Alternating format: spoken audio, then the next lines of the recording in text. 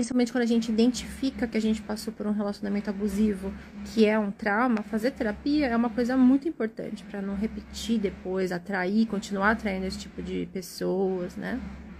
Quando a gente cresce em famílias disfuncionais, é um problema, porque a gente se acostuma a correr atrás de pessoas, se a gente tem pais narcisistas, né?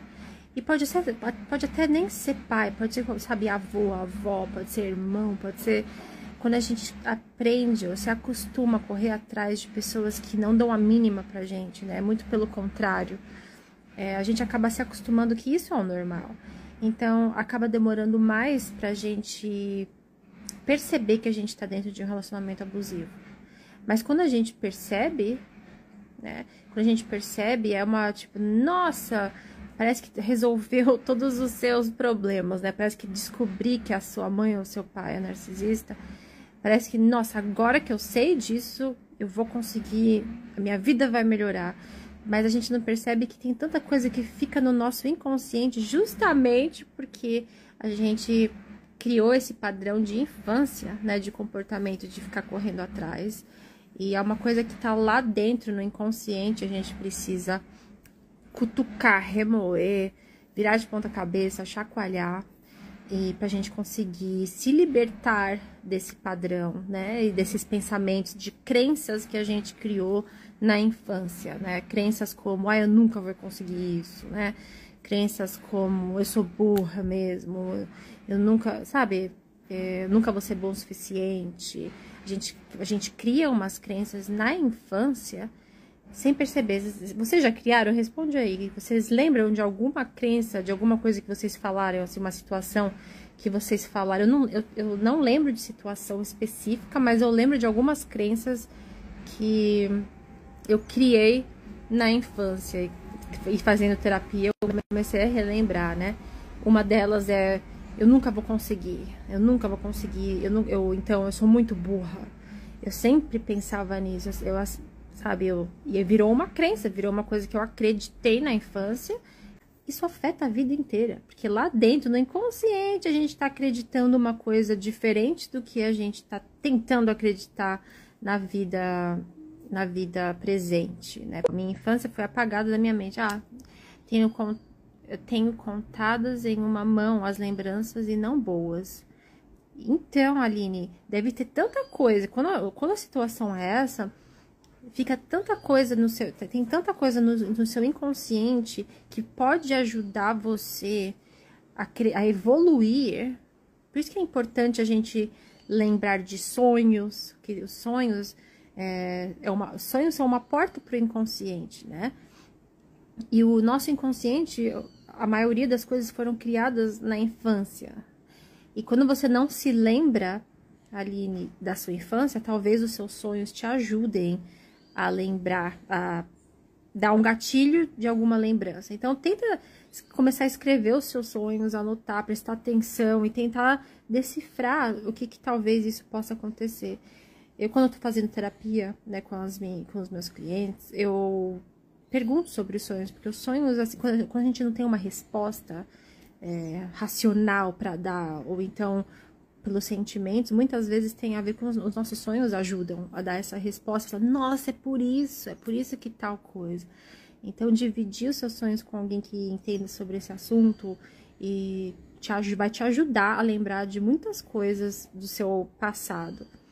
E quando eu fazia terapia, quando eu tava fazendo terapia, assim, bastante, e falando sobre sonhos, eu mesma, não tinha muita coisa, gente, que eu não lembrava. Muita coisa. Começa a escrever o seu sonho. Assim, você acabou de acordar que tá fresquinho o sonho na sua cabeça, escreve tudo que você lembra. Assim, tenta lembrar de detalhes, porque muita coisa tá nos detalhes. E vai lembrando, escreve, depois você tenta relacionar o seu sonho com a sua vida presente. Isso vai ajudar. Se você cresceu numa família abusiva, nem deveria ser fora do esperado, né? E é por isso que acaba sendo uma coisa comum e uma coisa tão crônica e tão difícil de sair. Porque a sua infância foi traumática. Então, se você tiver alguma outra coisa que é traumática, você não percebe. Liberar o perdão para minha mãe. Quando você perdoa alguém, você não tá realmente fazendo isso pra pessoa. Você faz isso pra você. Porque perdoar não é esquecer, né? Muitas pessoas confundem isso. Vou esquecer, deixa rolar, né? Assim, tudo que as pessoas fazem pra gente tem uma consequência. Pode ser coisas boas e podem ser coisas ruins. E perdoar não vai fazer você esquecer. E se não faz você esquecer, as coisas ruins continuam tendo consequências, certo? Quando você perdoa, você aceita o que aconteceu e que você não vai mais deixar isso afetar você. Então, quando você perdoa, é pra você não se magoar mais, é pra você conseguir ir pra frente, é você relevar, né, essa tristeza, essa mágoa de você não ser amado por alguém que você amou ou que você ama, é real. Não tem como você melhorar, não tem como você fazer uma pessoa te amar. Porque eu tenho certeza que se você pudesse fazer alguma coisa pra sua mãe te amar, você faria qualquer coisa.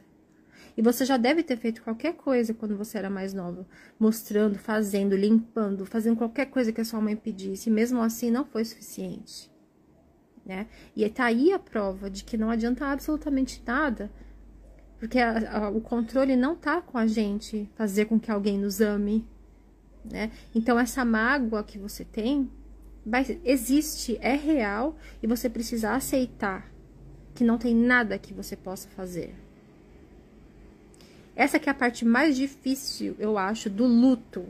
É o luto da pessoa que a gente ama e que a gente tem que falar, desencana, desistir de tentar fazer diferença na vida da pessoa, porque não tem fundo, é um buraco sem fundo, você continua caindo.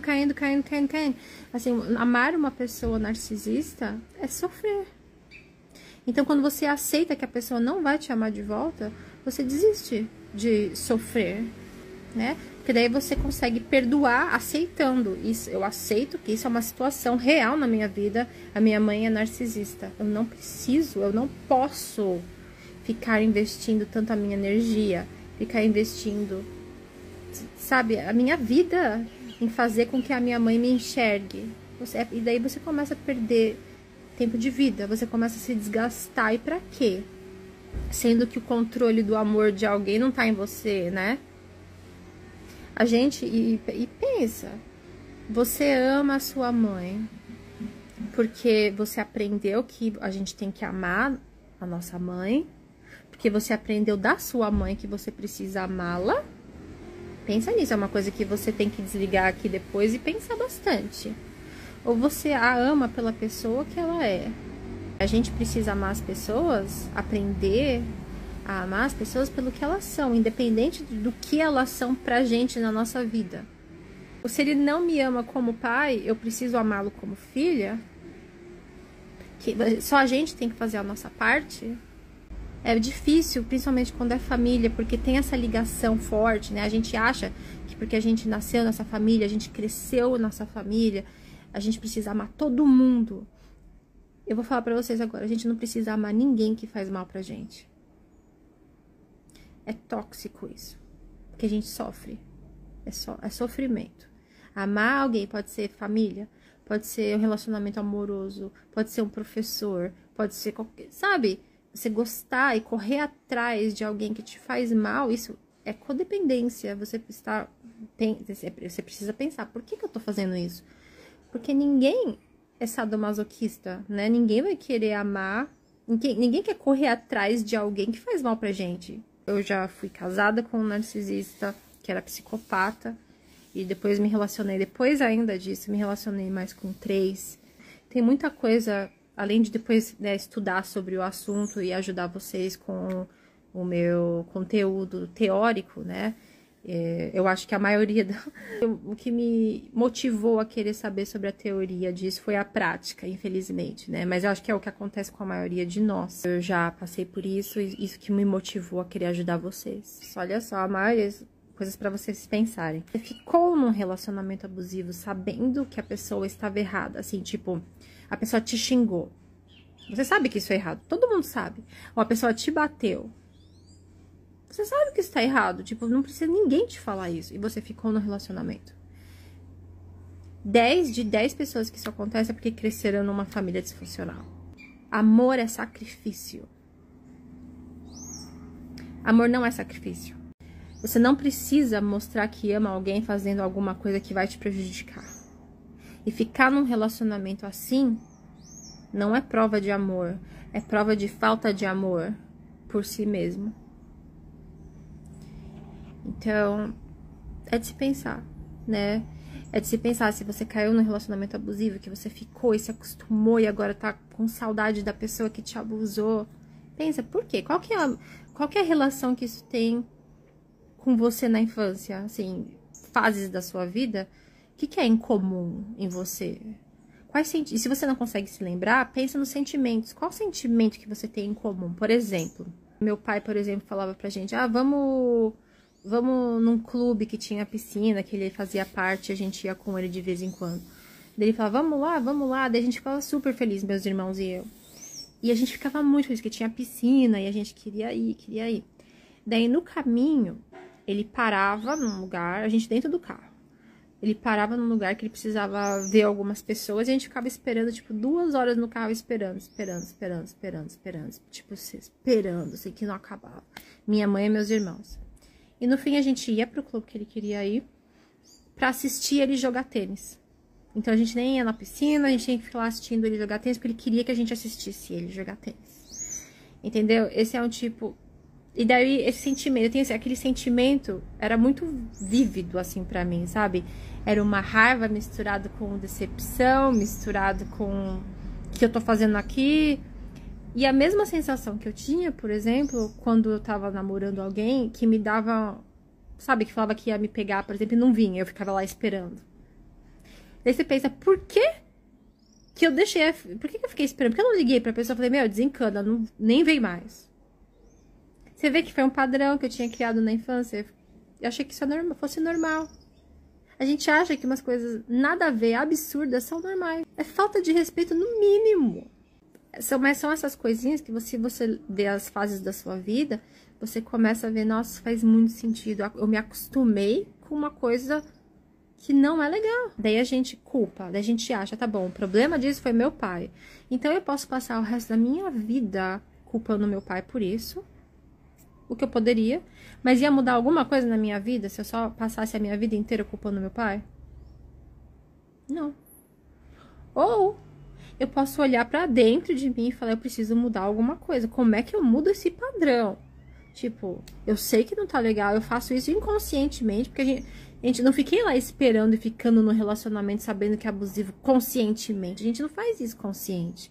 A gente se dá desculpa, né? E as desculpas saindo do inconsciente, da mesma forma que saiu na infância, né? Quando você tava com seus pais.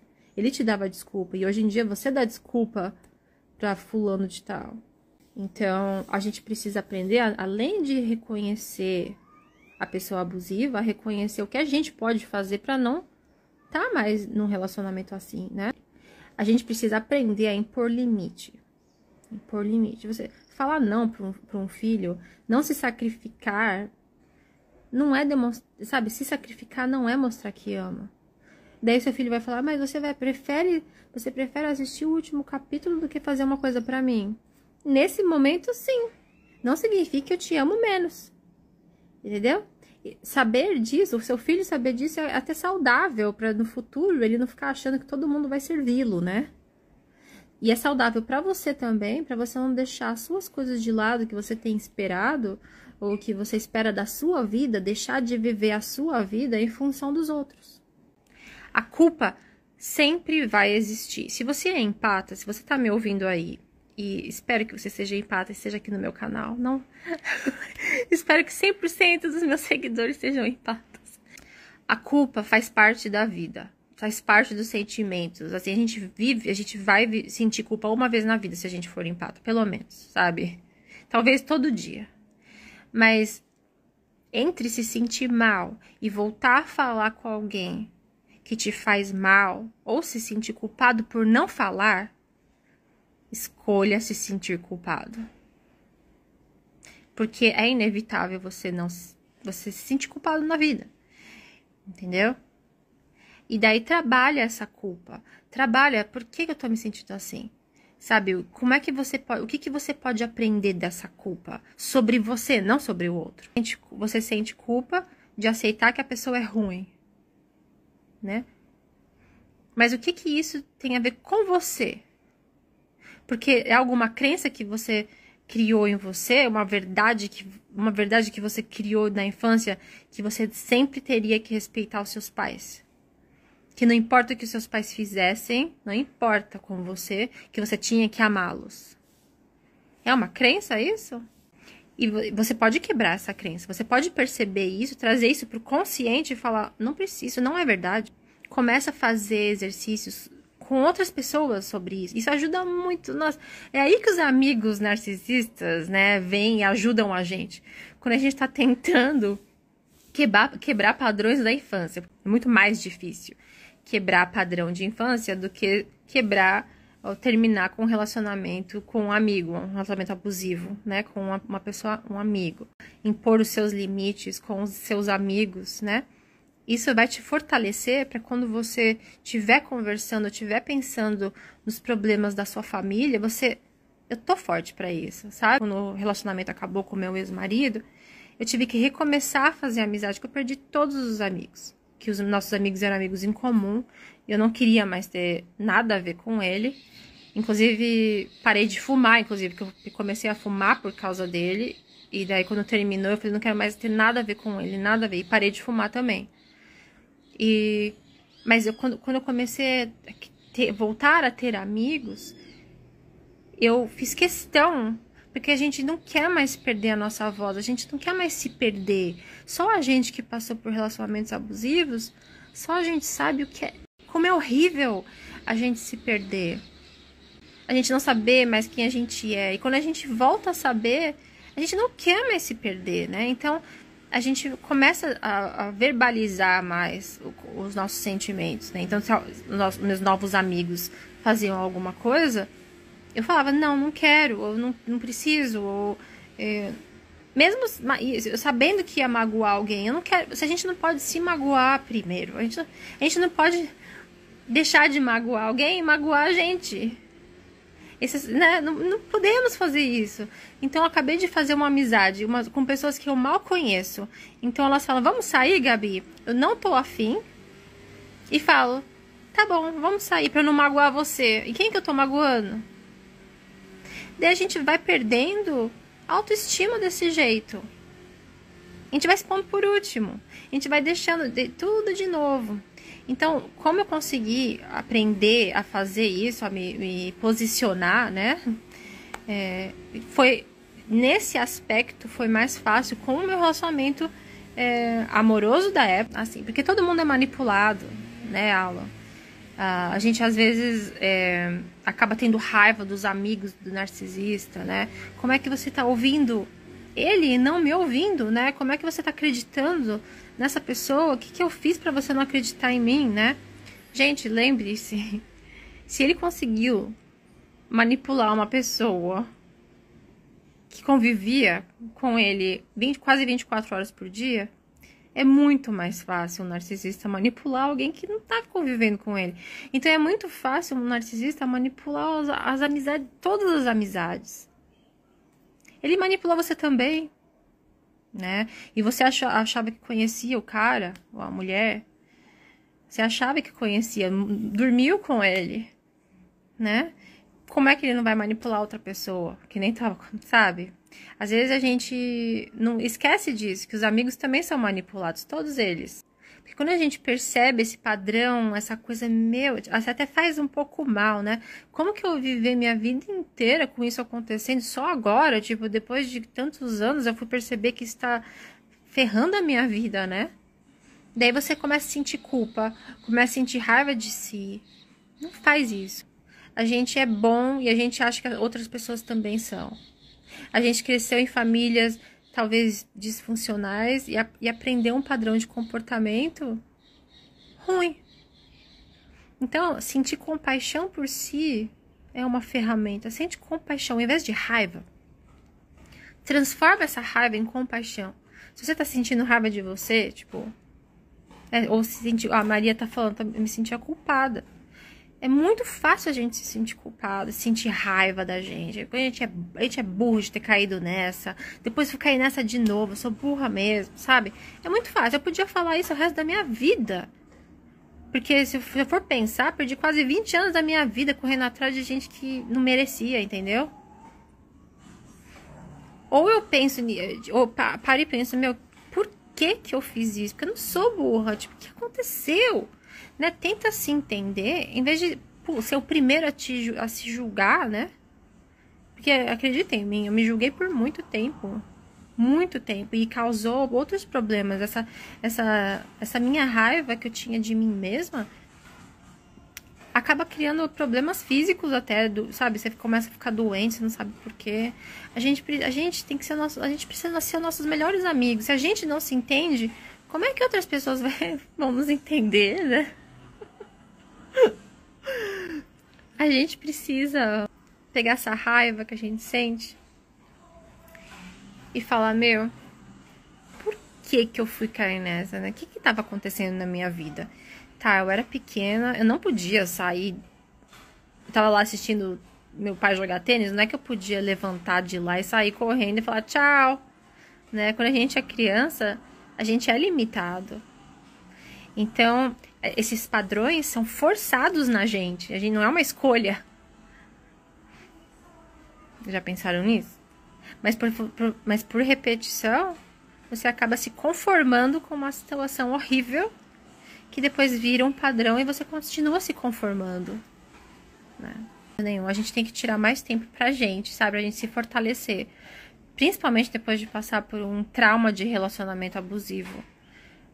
Não é assim, não é fácil a gente pular de um pra outro, sabe? Achando que, porque a minha desculpa e a desculpa de muitos de vocês que eu atendo é a mesma. Aí se eu for pra um outro relacionamento, eu vou parar de pensar nesse cara, né? Só que você vai ser a mesma pessoa. Esse que é o ruim. Porque você aprendeu a ser uma pessoa com autoestima baixa dentro de um relacionamento abusivo. Você aprendeu isso.